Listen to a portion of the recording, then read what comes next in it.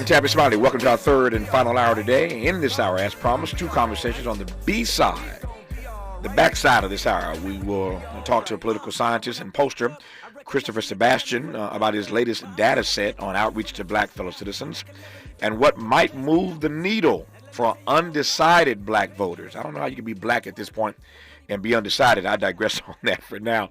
But we'll talk about what might move the needle for those who are black and undecided. The last time Christopher Sebastian was on this program, his data set said to him that Joe Biden was emphatically, absolutely, unequivocally going to lose this election. Well, guess what? Joe Biden ain't the nominee now. I'm curious as to what Christopher Sebastian's data is telling him now about this race. Of course, it's only been a couple of weeks since Kamala has been not just the presumptive, but now the official Democratic nominee. And we all know that her running mate now is Governor Tim Walz of Minnesota. Discussed that earlier today in the first hour. In case you missed it, we had Mark Morial of the Urban League on. We had Keith Ellison out of Minnesota, the AG there. So a great first hour talking about all the happenings of yesterday regarding Mr. Walz and his selection by Ms. Harris as her running mate. We'll talk about this more with Christopher Sebastian on the backside of this hour. We commenced this hour talking about Donald Trump's gangster image. I'm pleased to welcome culture critic and journalist Bakari Kitwana to this program to talk about that and to talk about the Harris-Walz team, of course, and whether hip-hop is the go-to influencer for this historic election. Bakari, good to have you back on the program. How are you today, sir? I'm good. How you doing? It's been a minute. Man, if I complained, I'd be an ingrate. I'm doing well and delighted to hear your voice. Thank you for these 30 minutes. Let me jump in and make the most of it. Let me just start with a couple of big questions. What did you make of all the brouhaha yesterday around the announcement of Tim Walz as Kamala's running mate? Oh my God, not much. Not much. Not much. No, I thought she was going to choose one of the white women. Yeah. I thought that was a more gangster approach. Yeah. You're laughing. You're laughing about this, and I'm laughing along with you. I raised this issue earlier, and I was being somewhat tongue in cheek about it. And Mark Morial didn't take it that way. As my friend and brother, Mark went straight serious on me. But I can hear your laughter. So let me try this again. In my last hour, it didn't work in my first hour. Let me try it again with Bakari Kitwana. So there's a meme that's circulating that came to my phone a bunch of times that Kamala's selection of a running mate was the ultimate DEI decision. The ultimate DEI decision. And you get the joke, of course. You know, we get it. They lambast black people. They push back on black people. After the murder of George Floyd, which I talked about earlier in our first hour with Keith Ellison, he's the AG who Tim Walz as governor selected to prosecute that case, and Keith did his job obviously quite nicely. So we talked about George Floyd in the first hour, but after the murder of George Floyd, Bakari, as you recall, all the good white people were telling us how much better they were going to be, how much better they were going to do by black people. You know, when George was murdered, and now you fast forward a few years later, everybody wants to do away with DE&I. And when you saw this meme circulating of these 6 white men who we knew Kamala was going to choose from, that was the ultimate DEI hire. You were only on the list because you were a white male. Talk to me, Bakari. Well, I certainly was. I think we need a bolder vision than we're getting, but it's better than what the other side is offering. No, there's no question about that. But I just found it to be funny, but also sobering, given all the conversation, all the pushback on DE&I, that everybody in the country knew she was going to choose a white male. She was only considering white males. Yeah. Now, if that had happened in the reverse, all hell would have broken loose, Bakari. Right. Yeah, you're right. I mean, I think it's very interesting the way that the conservative movement has been very effective at using these kind of cultural touch points to drive interest in their campaign, even though they're not offering much for white Americans in general and in mass. Yeah. No, everybody knew that Kamala was going to choose a white male. And I ain't mad about it. I ain't stuck on stupid. I get the politics. I get the optics. But you take my point. You knew she was choosing a white male. And again, whenever that happens in the reverse, when they choose a black person, then the right loses their mind. About DE&I and about affirmative action and all the other stuff that I'm frankly tired of hearing and tired of talking about. But in this instance, we knew where she was going, but they didn't see that as a DE&I selection. I digress. I'm moving on. Let me just pivot to this right quick, and that is one of the reasons I wanted to have you on was this gangster image of Donald Trump. Speaking of the right, what do you make of how over the years he has cultivated this image that has played well with some people, including a particular and peculiar slice of black men? But what do you make of the way he's cultivated this sort of gangster image over the years that does in fact work for some people? Yeah, I don't know so much that he cultivated it. I think that he is indeed a gangster. Okay, fair enough. Fair enough. Yeah, so I don't think he's cultivating it. I mean, I think he definitely has made an appeal to hip hop and the hip hop community at various points. I think early on, when hip hop embraced him, they did not see him as a potential political candidate. They just admired his gangsterism. Mm-hmm. Right. I think that as a president, he took his gangsterism to an all new level. I think, the right is preoccupied with DEI. They should be preoccupied with how this man has basically been able to escape any real accountability, even when he has been held accountable. Mm-hmm. Nope, I like that phrase.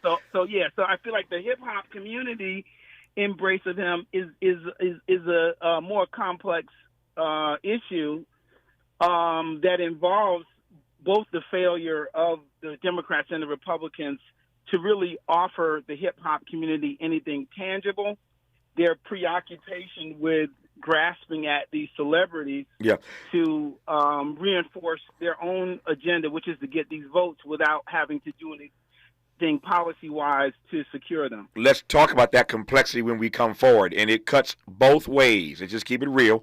It cuts both ways. Amber Rose was on stage at the RNC, and Megan Thee Stallion was twerking with Kamala Harris. It cuts both ways. Hence the question whether or not hip-hop is going to be the ultimate influencer in this election. We'll talk about that and a great deal more with Bakari Kitwana when we come forward on Tavis Smiley. From California to the Carolinas, everybody's listening to Tavis. More when we come forward.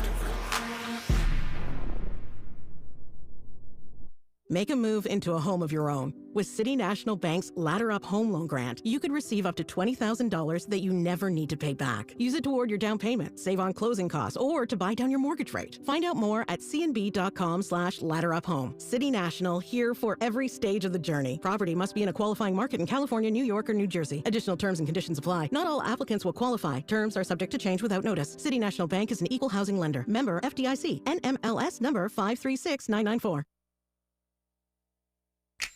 For all of us, this generation and the next, there is simply no place in our lives for litter. And yet, it's everywhere we look. And unfortunately, it does belong to all of us. So, let's come together and create a litter-free, clean California, once and for all. Remember to properly dispose of your trash and recycling. Secure truckloads with tarps to keep debris from flying out. Clean out your car when you're at a gas station. Take pride in your community by organizing a cleanup event or join a cleanup event near you. Zero litter is the goal. Join us at cleanca.com. That's cleanca.com. Let's do it together. Brought to you by Caltrans. cleanca.com. This is the story of the one. As a maintenance engineer, he hears things differently. To the untrained ear, everything on his shop floor might sound fine, but he can hear gears grinding or a belt slipping. So he steps in to fix the problem at hand before it gets out of hand. And he knows Grainger's got the right product he needs to get the job done, which is music to his ears. Call, click Grainger.com, or just stop by. Grainger, for the ones who get it done. Oh no, stomach issues again? Stomach issues? Who are you? Your pancreas. I could be the real reason for your diarrhea, gas, bloating, stomach pain, or loose oily stools. I thought it was my stomach. People often do, but any of these symptoms could mean having a condition called exocrine pancreatic insufficiency, or EPI. With EPI, the pancreas doesn't release enough enzymes to break down food, but EPI is manageable. Use the symptom checker on identifyepi.com and speak with your doctor. That's identifyepi.com. Sponsored by AbbVie. Sometimes he fails at fitting in, but we're okay with that. You're inside the Tavis Smiley Show. You are indeed, and I'm glad about it. I guess it's Bakari Kitwana. So, Bakari, I didn't know I was going to do this, man, but I started a barroom brawl. I started a barroom brawl here in studio when I was tossing to that break. When I said it cuts both ways, I asked this question: whether or not hip hop is going to be the go-to influencer for this historic election. And then I said, as you recall, it cuts both ways. You got Megan Thee Stallion twerking with Kamala Harris on stage, but you got Amber Rose on stage at the RNC, and my board op cussed me out. Not literally, he wouldn't do that to me. All right, Miles. Tell Bakari what you said to me. Clean it up a little bit, but tell him what you said. I said that just because of the relation or the affiliation and being next to hip hop does not make Amber Rose hip hop. Regardless of what one party says or what somebody's trying to push, Amber Rose is not hip hop. Miles was offended by my comment because, again, you heard him say, your proximity to hip hop doesn't make you hip hop, but that's the way this story has been framed. I pushed back and I said, Amber, I take your point, Miles, technically, that Amber Rose may not be hip hop, but she is certainly hip hop adjacent. She's dated hip hop artists. She's operated in a hip hop world. So I mean, she may not be hip hop in the technical sense, whatever that means, but that's the way this thing has been framed. Okay, Bakari, you heard Miles, you heard Tavis, now let's hear you. Well, I'm going to agree with both of y'all. Wow. You punked out, Bakari. You punked out. You took the easy way out, man. I'm definitely feeling Miles 100%. Amber Rose is not hip-hop, but I'm feeling you, too. She is hip-hop adjacent, and I think that is what the sleight of hand that the conservatives are leaning into when they try to court racial black audiences. Mm-hmm. Most certainly, Amber Rose is not hip-hop, but Amber Rose very much has been affiliated and associated with hip-hop artists, and really that's what largely brought her into any degree of fame. And likewise, I think it's very insidious what they've done with Amber Rose, because the idea is black men are so attracted to her that they're going to vote for Donald Trump. Yeah. You know what I'm saying? Like, that's really what they're saying. It's very insulting. Yeah. Miles, you heard Bakari use the words insidious and insulting.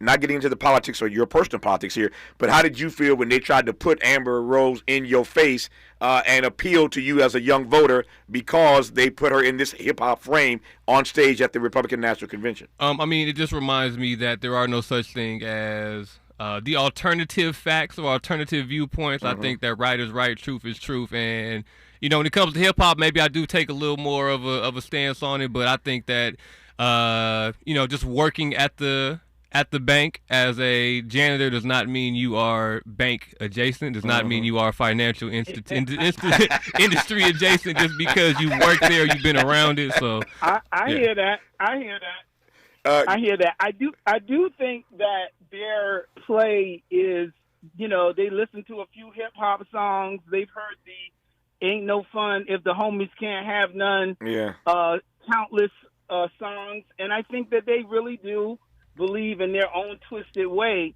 that if Wiz Khalifa and Kanye are head over heels about her, the other black men probably are too. Yep. So throw her on stage and let's see if we can get some of those votes. Let me ask Miles this question. I'll let him get back to doing what he ought to be doing, which is running this board and not talking to me on the air. But since Miles is a hip-hop head and Miles is an artist himself, when he's not running my board, he has his own music, Miles Low Music, if you want to check it out. Is that right, correct? Miles, yes, sir, Miles Low Music. Miles Low Music, check it out. He's an amazing artist himself when he's not hanging out with me here in the studio. But I am curious, Miles, as to your take, given what you do in the industry and given that you are an artist, whether or not you are in any way offended by the appeal that both sides are making to the hip-hop community for their votes. Back to the point Bakari made earlier. He doesn't see they're laying out an agenda that's in the best interest of your particular generation, but they're trying to use these artists on the cheap, on the low, to appeal to your vote. How do you feel about that appeal? It's the same thing on the internet. It's clickbait. Yeah.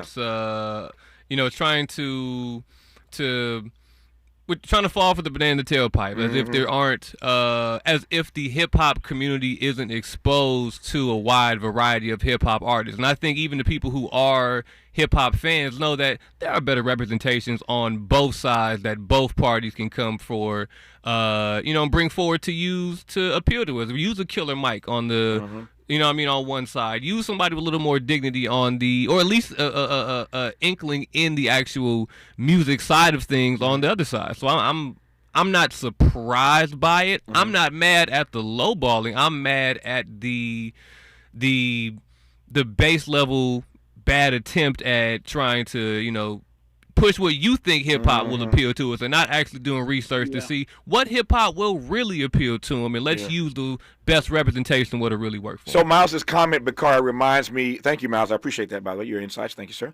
That reminds me, Miles's comment does, Bakari, of Van Jones. I mentioned Van earlier in this program today, and I pushed back on Van. Van's my brother and my friend, but I said earlier, Bakari, sometimes you got to fight with your friends, and I was fighting with Van earlier today on this program. But I come back to Van because the night that Amber appeared at the RNC, Van literally went on TV, on CNN, and made the point that the person he was most concerned about that night, the person that Democrats should most be threatened about, who spoke at the DNC on night one, was Amber Rose. I said, Van, put down the crack pipe. You cannot be serious. Are we that afraid of Amber Rose? Here again, people, to Miles's point, putting individuals in front of your face, thinking you're going to fall for the banana in the tailpipe, using them to appeal to get your vote, and they're not even authentic in the minds of young voters to begin with. Bakari, I yield to you, sir. Yeah, I feel that Van has been a great activist over several decades, created several major organizations that have had an incredible impact. I think that when you start to wear the hat of being a CNN on-air personality and an activist, the lines can get a little bit blurred. Yeah. And that's what I think that represented. He's on here, he's talking about the convention and, bigging it up as possible. I don't see it being anything more than that. I think our bigger dilemma in terms of what Miles is saying to you, I want us to go a little bit deeper, and that is we really have to begin to force these candidates to see hip-hop as a voting bloc and hip-hop as a community, and not think that these individuals are going to be the way in which they get our vote. The individuals have to start to affiliate themselves with larger organizational efforts, larger community efforts, stop vying for their own individual seat at the table, and think about what we need as a collective. I think that Ice Cube, in his overture in 2020, Contract with America, a take on Covenant with Black America, had some interesting ideas, but needed to float them with a collective and not as an individual. I think that is where these folks are tripping us up. They think they can go on Charlemagne. They think they can have Kanye or Jay-Z alongside them, and everybody's just going to vote for them. It's a grave misunderstanding of black folks. Black folks don't just vote for black candidates. We've been voting for white folks forever. And so we understand what's in our interest and what isn't in our interest. And so trying to peddle these individual artists, I say to the artists, stop doing it. Join an organization. There's Black Voters Matter. There's the group run by Rashad Robinson, Color Change. Color Change, sure. NAACP and others. National Hip Hop Political Convention, Hip Hop Congress, League of Young Voters, Movement Voter Project, on and on and on. Join these organizations, support these organizations, get behind these black political and activist leaders. And get in conversation with them. Let me ask you about that right quick. Watching my time, 7 minutes to go here, and I want to make the most of it, Bakari. And I'm grateful for your time. Let me start with this. Those artists who allow themselves to be exploited, I'm using air quotes here, are just as, I think, complicit in the misreading of our culture as anybody. I take your point. These artists ought to get engaged. They ought to get involved. They ought not just allow themselves to be exploited around the time of an election. I saw the list the other day of some of the artists who are performing at the DNC, the usual suspects on the list, starting with John Legend. I expected John Legend to be there. And I'm not suggesting that John Legend is allowing himself to be exploited. John Legend is involved in a variety of things. But it does trouble me that these politicians come around at election time, and to Miles's point, they pick and choose the people who they think represent the best of hip-hop, and they use that to appeal to black voters. My question simply is this.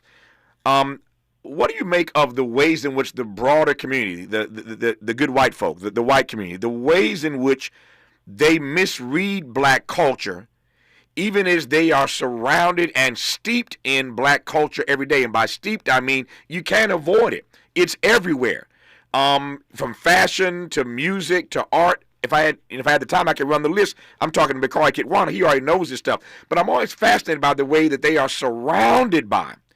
They're walking in, they're living in a space every day that's dramatically and overwhelmingly influenced by black culture, and yet they misread black culture so badly at times. How's that possible, Bakari? Does that make sense? I think American politicians have decided a long time ago that they don't have to do anything for our vote. And they're not going to do anything for it. The Democrats don't have to do anything because the Republicans are offering nothing. Right. The Republicans say, okay, we'll play the game and try to siphon off some of these votes, and we'll do the same things you guys are doing. Your Biden is talking with Cardi B on L. Mm-hmm. You know what I'm saying?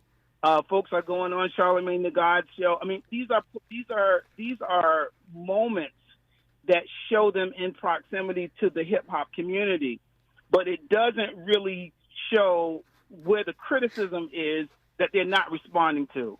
So people have been critical that there's been no George Floyd bill passed.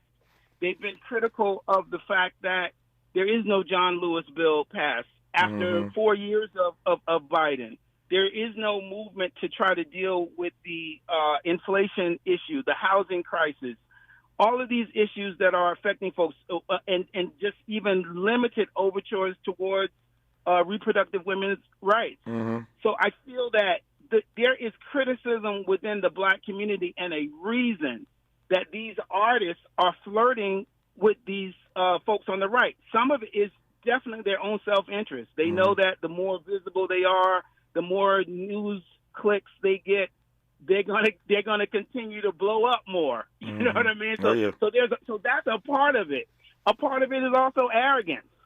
But another part of it is also that the Democratic Party has not delivered. They haven't delivered. And they keep dancing around it because they don't think they have to do anything. Their thing is, we're better than Trump. Yep.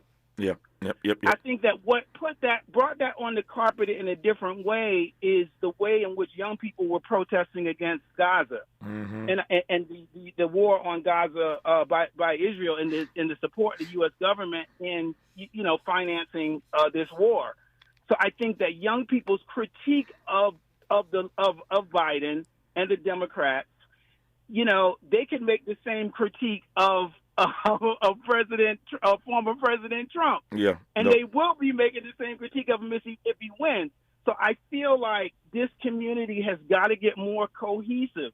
This community has got to understand that we need to be standing as a block and not individuals. The individual thing is going to give us what we've been seeing. Let me do this. I got 2 minutes to go, and I wouldn't go here, even though this thought has been in my head for many, many months now. I confess. I wouldn't go here except for you went there first. I'm going to follow you, Bakari.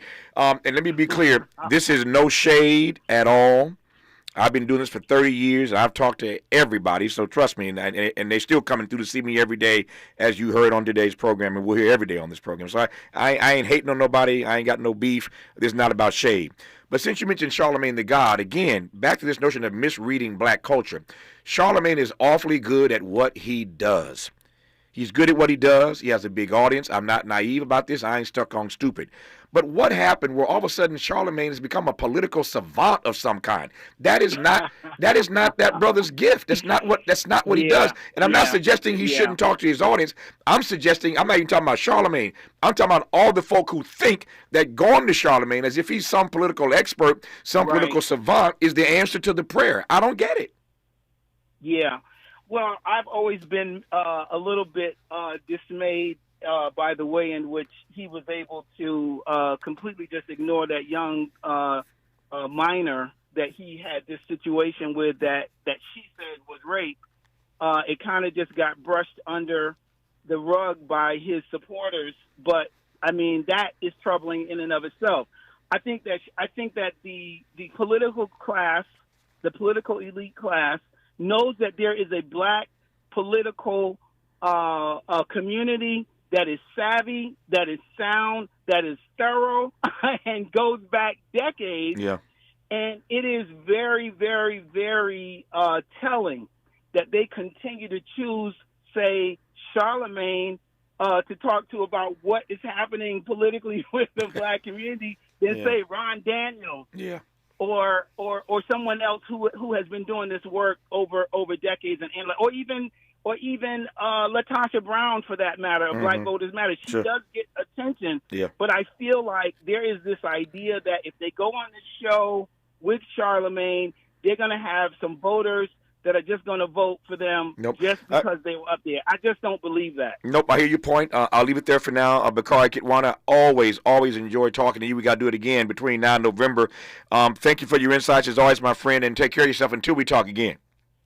Okay, take care. Thank you very much. Appreciate you, sir. More of Tavis Smiley when we come forward. This is getting good. Yeah, man. Tavis Smiley continues when we come forward.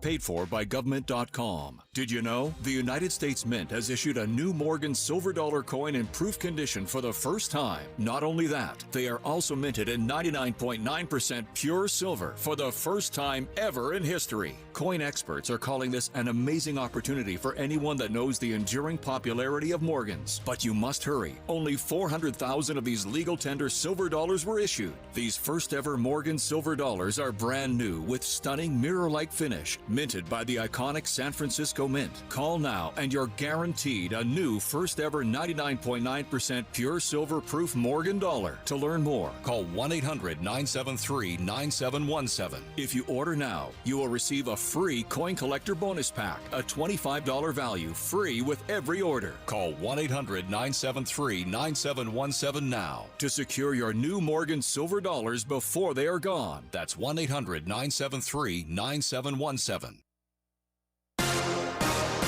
I'm Mike Moore. Here's the latest from the Black Information Network. Hundreds of thousands of Northeast Ohio residents are left without power after severe weather rolled through the area Tuesday. According to Power Outage US, over 300,000 remain in the dark at last check. 4 people are now charged in connection to the death of a black man who died outside of a Wisconsin hotel. In June, Devontae Mitchell was restrained and pinned to the ground by 4 security guards outside of a Hyatt in Milwaukee. The medical examiner's office says Mitchell died from restraint asphyxia and declared his death a homicide. Gabby Thomas is bringing the gold home. The 27-year-old African-American track star won the gold in the women's 200 meters final in Paris last night. And that's the latest. I'm Mike Moore from your 24/7 news source, the Black Information Network and BINnews.com.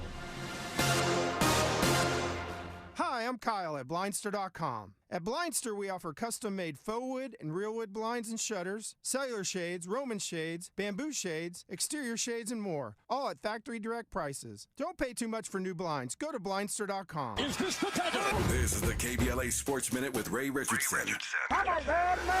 The U.S. men's Olympic basketball team moved into the semifinals of the Summer Olympics after a 35-point win over Brazil. LeBron needed 4 stitches above his left eye after he took an accidental elbow from Brazil's Jorginho de Paula in the third quarter. LeBron sat out the rest of the game. LeBron is expected to play Thursday in the semifinals against Serbia. Kevin Durant's 11 points moved him ahead of Lisa Leslie to become the all-time leading scorer for the U.S., male and female, in Olympic history. Durant has 494 points in 3 Olympics. Leslie has 488. The U.S. women's basketball team has a quarterfinal matchup today against Nigeria. The U.S. women have won 58 straight Olympic games. First ever appearance for the Nigerian women's team in the quarterfinals. Nigeria is also the first African nation to make it this far in the women's Olympic basketball competition. 12:30 p.m. tip-off on the Peacock Network. No debates, no speculation, just the info you need. That's your KBLA Sports Minute. I'm Ray Richardson on KBLA Talk 1580. Think It Up is an initiative to activate student-powered, teacher-led learning projects. Students and teachers, how can you spark great learning experiences in your classrooms today? Join at thinkitup.org.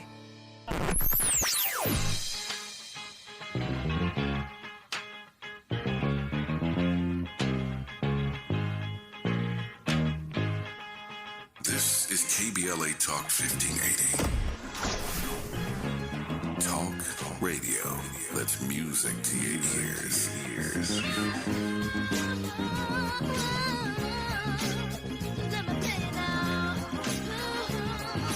We're unapologetically progressive. KBLA Talk 1580. We've got a lot to talk about. Hi, I'm Zoe Williams, a.k.a. the Voice of Reason, encouraging you to join me weekdays from 7 to 9 p.m. for the world's most intriguing relationship radio roundtable. Every night, I facilitate and encourage our loyal listeners to participate in the most engaging relationship discussions you'll hear anywhere. So make it a point to rendezvous with me, Zoe Williams, the Voice of Reason, Monday through Friday, 7 to 9 p.m. Pacific Standard Time. Trust me, your relationships will never be the same. The VOR is on fire tonight. Unapologetically progressive. KBLA Talk 1580. We've got your black. Did you know your life insurance is an asset you can sell? I'm Jay Jackson, CEO of Abacus Life. For almost 20 years, Abacus has been purchasing life insurance policies from seniors just like you. And at abacuspays.com, we've created a free policy value calculator so you can find out the worth of your policy in just seconds. There are no fees and no obligations. Get real value from your life insurance when you need it with Abacus. Learn more at abacuspays.com. Our daughter Jessie loves playing detective. But since we discovered she has sensitive skin, we've been playing detective too. We thought the problem was our puppy. But it was actually our old detergent. So we switched to Tide Free and Gentle. Tide Free and Gentle has no dyes or perfumes, so it's gentle on her skin. If it's gotta be clean, it's gotta be Tide Free and Gentle. This back-to-school season, Tide and Downy are giving back with $1.5 million in scholarships. Enter to win. No purchase necessary. US/DC 17+. End September 30th. Rules. Tide.com/scholarship/official rules. He's a paradigm pioneer and the top-rated African-American talk show host in the nation, according to Talkers Magazine. You're tapped in with Tavis Smiley right now. And I'm glad about it. Thank you for hanging out with us today in the final half hour of this program. And we close with a good one. He is back. Christopher Sebastian Parker is back to talk about his latest data set on outreach to black fellow citizens and what might move the needle for undecided black voters. I've said a few times already, I don't know how you can be black at this point and be undecided. I digress on that for now. Let me start by just welcoming Christopher Sebastian Parker back to this program. How are you, sir? What's up, Tavis? Thanks for getting my name right this time. No, I got it right, man. So why you got to go there, man? Why you got to go there? Why you got to remind the audience that I screwed it up the first time you was here? See, you didn't have to say that, man. Ain't no love in that. Ain't no love in that. Anyway, I'm glad you're here, and I'm delighted to talk to you again. So when you were last here, let me just start broadly, just to get a couple quick questions out, then we'll get into the data, the numbers. What did you make of the big show yesterday in Philadelphia? Man, I don't know, man. Walls seems like a really nice guy. Right. I'm just not sure she can get what she needs from Walls in terms of the Electoral College. Mm-hmm. If she doesn't bag Pennsylvania, she's going to have to bag some states in the Sun Belt, and I'm not sure that's going to happen. Yep. I've asked this question of others. Let me ask it of you, given what you've just said. Might there be some sense of regret the day after election if she loses this race and did not carry Pennsylvania? Oh, yep. There's no doubt about that, Tavis. I mean, none whatsoever. Especially after seeing, Shapiro's performance yesterday. I was like, wow, she really should have picked this guy. Yep, he was on fire yesterday. As I said earlier. As a matter of fact, Faraj, you find that clip. I think I sent that to you. I saw it earlier. It's the clip of Josh Shapiro yesterday in Philadelphia. It's just about 35 seconds. It's his last 40 seconds or so of his appearance. If you didn't hear it, I want you just to hear how he closed yesterday.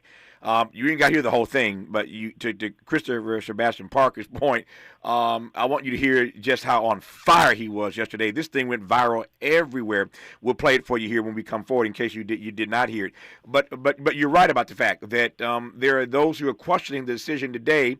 A solid choice, make no question about it. But I don't see how this helps her in the Electoral College, which is the end-all, be-all. I've said publicly a number of times, I stand by this. If you disagree, tell me this.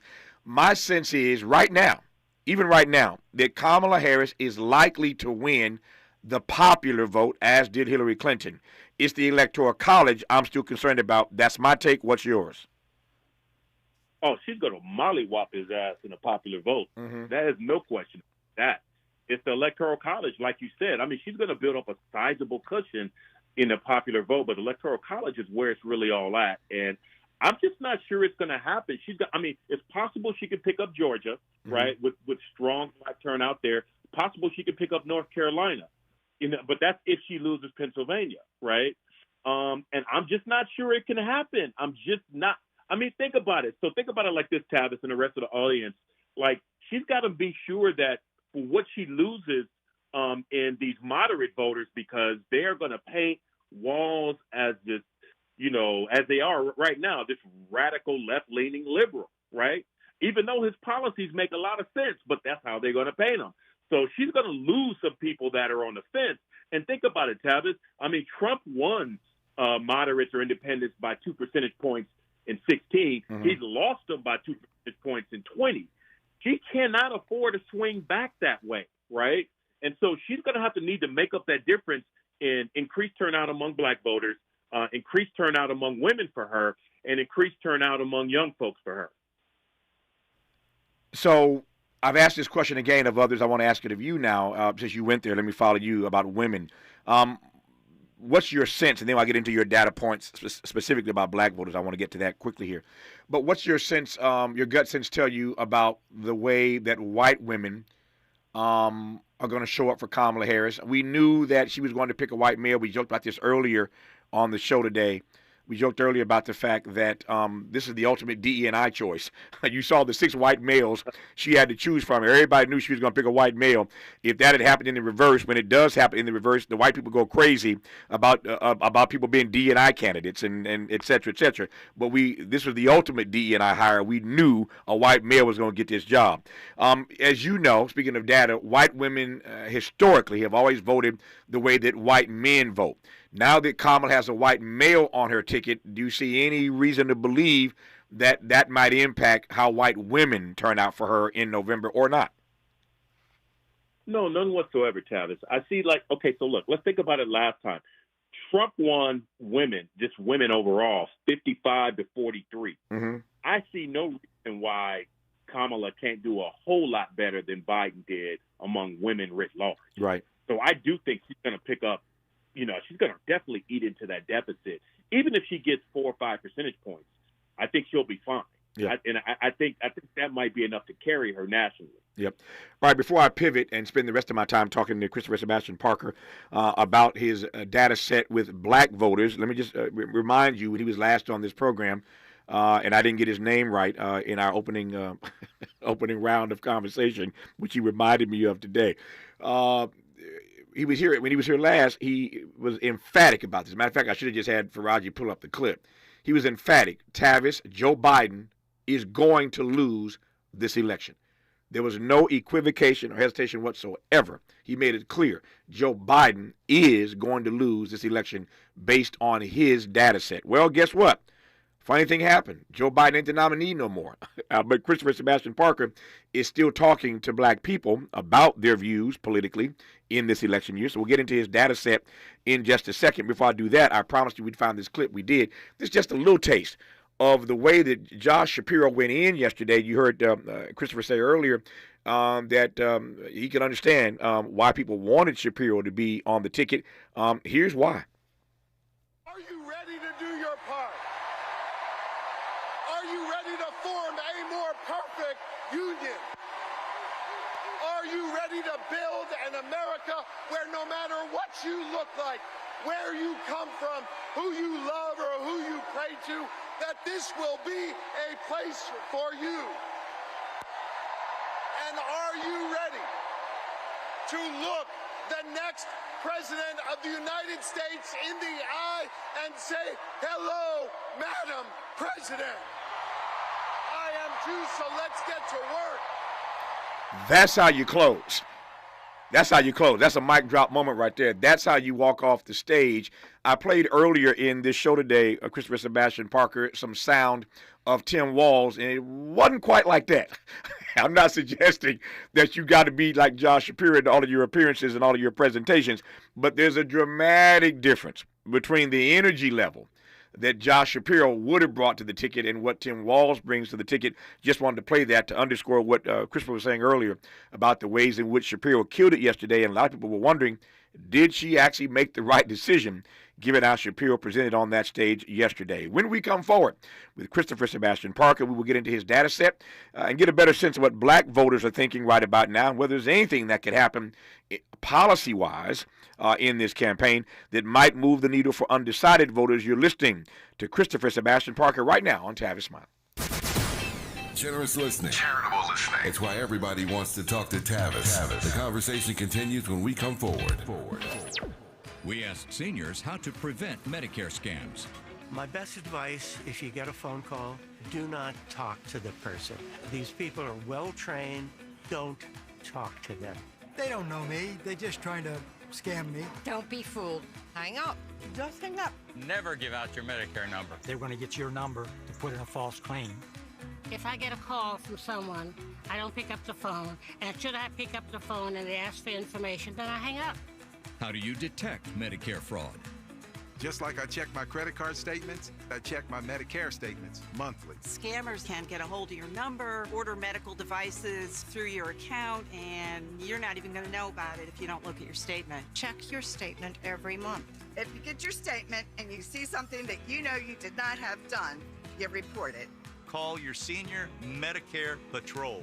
To report Medicare fraud, call the Senior Medicare Patrol at 855-613-7080.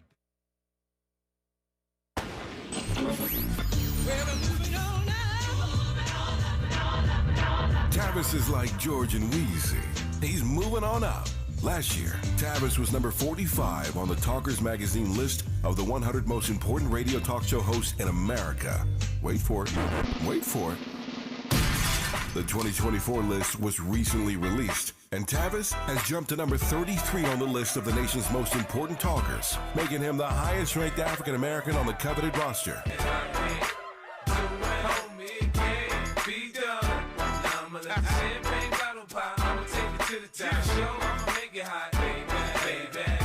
Congratulations to Tavis Smiley from all of us at KBLA Talk 1580. We've got you black.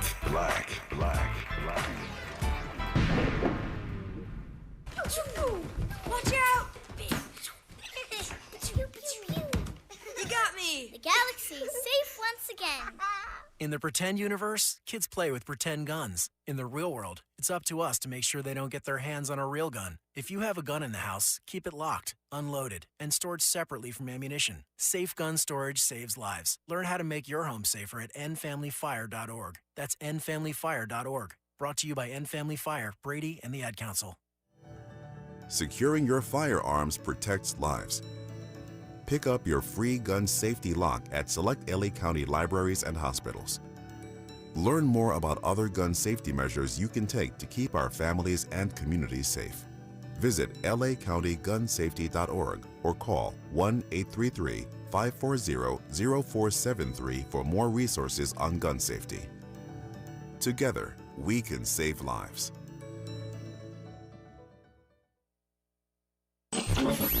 Freedom is an endless meeting, So let's get back to it with Tavis Smiley. All right, Christopher Sebastian Parker. Let's get back to it with you. Watching my time is getting tight on me. I don't really care where you start here. I just want to give you a chance to unpack your recent data set. What are you seeing? I'm asking a broad question. Go where you want to go. What are you seeing in your data set regarding black voters right about now? Thanks a lot, Tavis. I just want to make a quick remark on about the only thing Josh Shapiro didn't say was, "Can I get an amen?" That's about the only thing he did. That is true. That is true.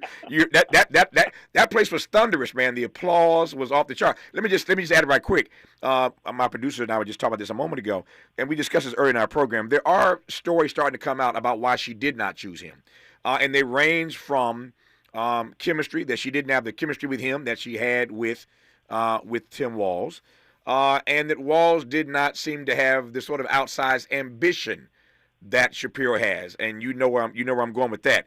It's always a tricky thing to have somebody behind you who's that ambitious. And trust me, I ain't got nothing against ambition. I got a lot of it myself. But I ain't got nobody behind me in the studio every day, sitting in the corner watching me, trying to get my microphone, right? So I understand. I understand if those stories are true, from chemistry to an outsized ambition, say nothing of the fact that we discussed this earlier, his being Jewish, and she's already married to a Jewish brother at a time when the Middle East may explode, and his pushback on protesters. So the timing, among other things, just seemed to be wrong for him. But I've been reading stories about chemistry and about ambition. For what it's worth, there you have it. All right, sir, talk about your data set for me.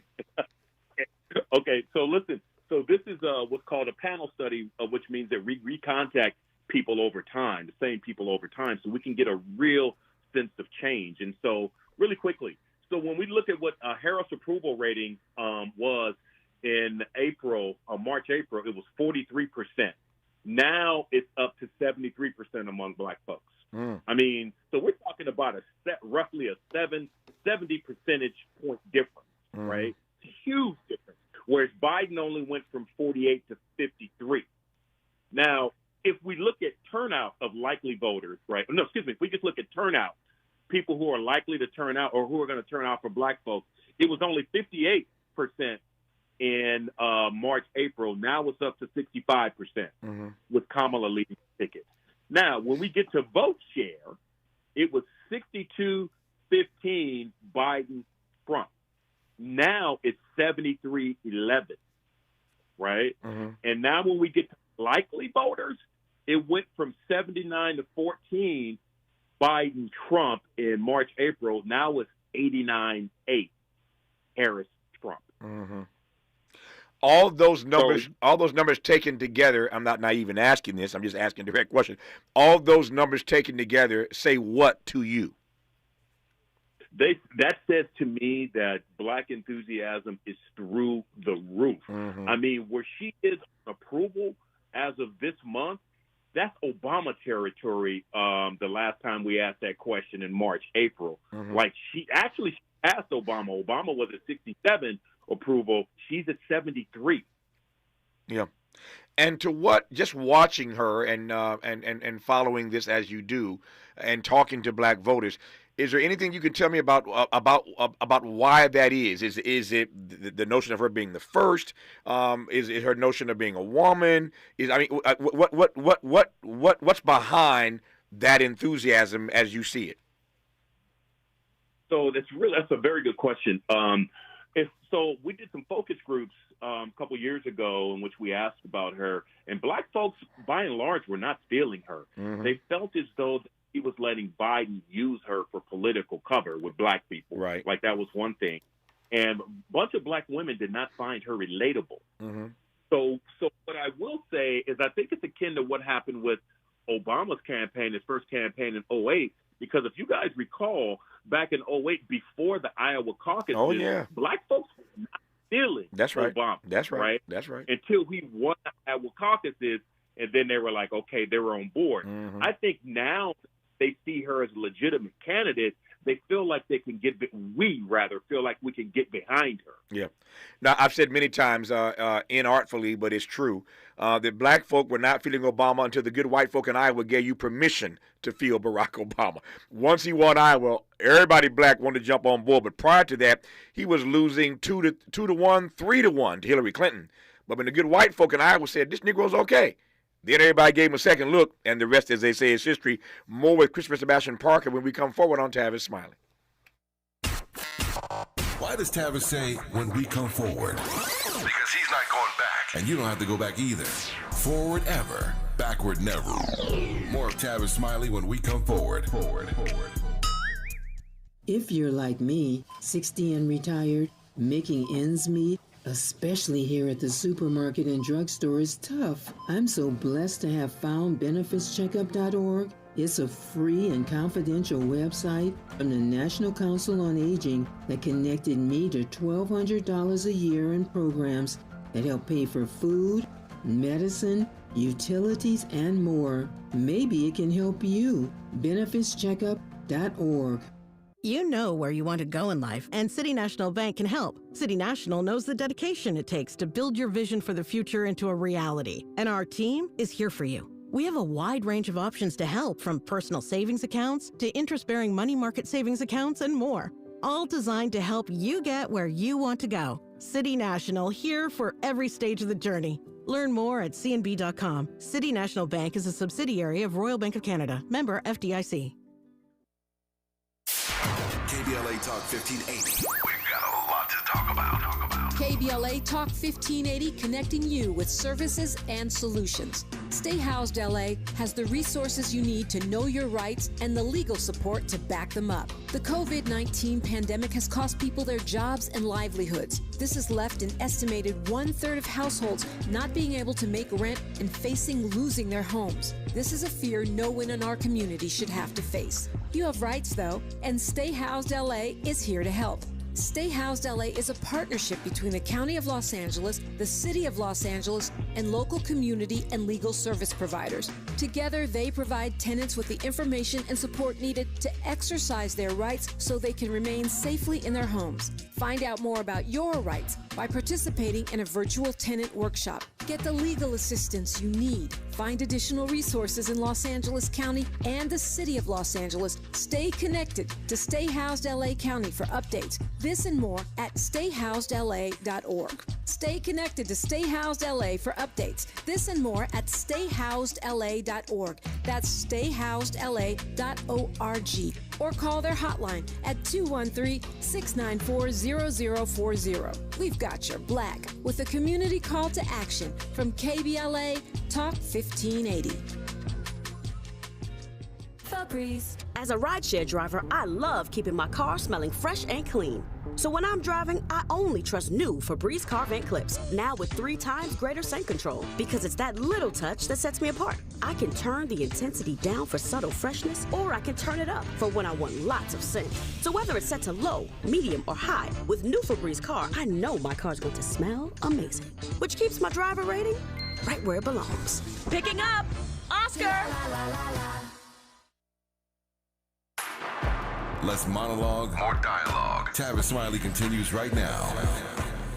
Christopher Sebastian Parker is our guest in this hour. I got about 4 minutes left in this conversation. I'm pleased to have Christopher on this program, unveiling for us some of his data about black voters in particular. I got 3 questions I want to ask in the 4 minutes I have left. Number 1, is this level of enthusiasm sustainable? Never mind what your numbers say right now. I mentioned David Axelrod, who ran Obama's campaign earlier in this show today, and what he called an irrational exuberance. He loves the enthusiasm. He still says this race is Trump's to lose, and he regards all this enthusiasm as an irrational exuberance. Can she sustain this? Oh, without a doubt. Now, if his reference point or if his datum is, the Obama campaigns, I think it's a little different in the following way, in that neither one of his opponents represented an existential threat, not only to democracy but to the black community. Mm-hmm. So I think it's really different in that sense, and so I do think this can be sustained. And we only have 3 months, mm-hmm. right? So I think it's perfectly reasonable for us to be able to sustain this.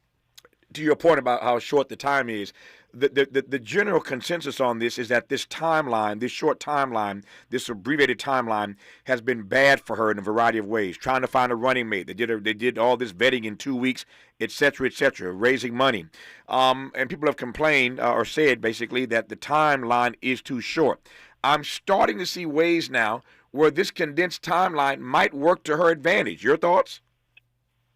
I completely agree. I don't know who's saying this madness, right? I completely agree with that. Right. It's given the Trump campaign a more difficult time focusing on her and to try to define her in the same way with Walz, right? Right. So basically her target profile is going low and fast, right? They got really nothing at which to shoot, and they're really going to have a hard time defining her in such a compact period of time. So I completely agree with you on that. Yep.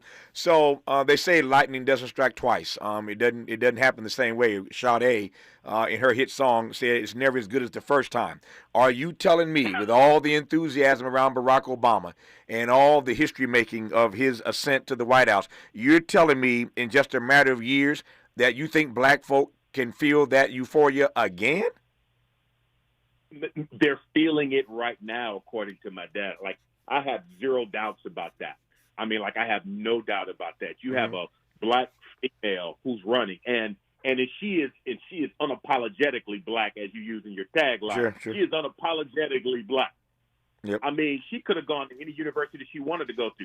She went to Howard and pledged AKA. Stop. Yep, stop is the right answer. I got 30 seconds to go, and I have to stop. You made a bold prediction last time you hear Joe Biden. You said Tavis is not going to win this campaign. Do you have any other bold prediction you want to make right now in 20 seconds? You know, I kind of want to get out on that because I knew I was going to be right, and I happened to be right because if he thought he was going to win, he'd still be in the campaign.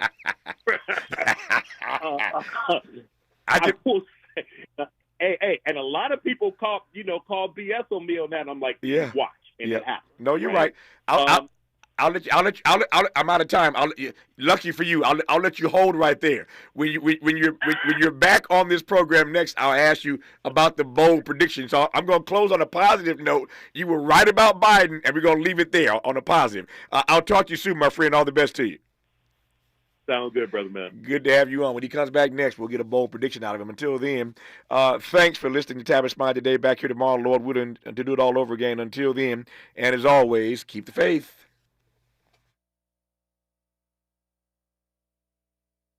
KBLA 1580 Santa Monica.